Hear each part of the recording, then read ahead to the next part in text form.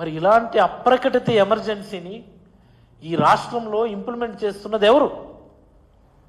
చంద్రబాబు గారు కాదా? చంద్రబాబు గారు కాదా అని నేను అడుగుతా ఉన్నాను.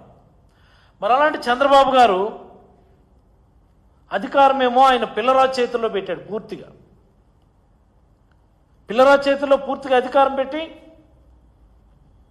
ఏది నచ్చితే చేయమని చెప్పి అధికారాలు ఇచ్చున్నారు. అలాంటి వ్యక్తులు ఈరోజు ఎమర్జెన్సీ గురించి మాట్లాడుతూ ఉంటే చాలా ఆశ్చర్యం అనిపిస్తూ ఉంటుంది. అసలు ఇలాంటి సందర్భంలో కూడా ఇంకో మాట మాట్లాడారండి చంద్రబాబు నాయుడు గారు. ఆ భూతాన్ని మళ్ళీ రానివ్వం, ఆ భూతాన్ని మళ్ళీ రానివ్వం, మళ్ళీ అలాంటి పరిస్థితులు ఈ రాష్ట్రంలో పునరావృతం కానివ్వమని ఆయన మాట్లాడుతూ ఉన్నారు. ఎవరండి భూతం? నాకు అర్థం కాదు. ఎవరు భూతం? ఈ రాష్ట్రంలో అత్యంత దయనీయమైనటువంటి పరిస్థితులు ఈరోజు ఉన్నాయా, లేకపోతే జగన్మోహన్ రెడ్డి గారి హయాంలో ఉన్నాయా?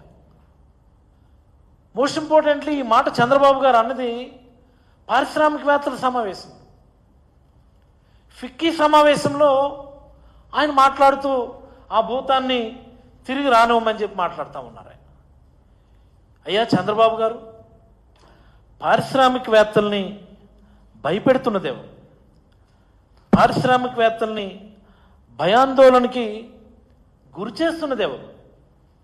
ఒక్కసారి ఈ 1 yearలో మీరు చేసినటువంటి అకృత్య, పారిశ్రామికవేత్తల మీద మీరు చేస్తున్నటువంటి దాడులు, మీ మనుషులు చేస్తున్నటువంటి దాడులు ఒక్కసారి మనం రీక్యాప్ చేద్దాం. మనం ఒకసారి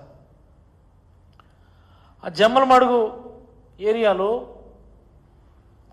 దేశంలోనే పేరుగాంచినటువంటి పారిశ్రామికవేత్త అదానీ గ్రూప్ వాళ్ళది పంప్డ్ స్టోరేజ్కి సంబంధించినటువంటి ఆఫీస్ మీద ఎవరు దాడులు చేశారు?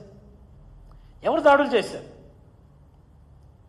ఎంత దారుణమైనటువంటి విషయం అంటే, ఒక పారిశ్రామికవేత్త హైకోర్టుకు వెళ్ళి నాకు రక్షణ కల్పించండి అన్నటువంటి స్థితికి ఈ రాష్ట్రాన్ని తీసుకొచ్చారు అంటే చంద్రబాబు నాయుడు గారికి ఇది కనబడదు. చంద్రబాబు నాయుడు గారు దీని గురించి మాట్లాడరు.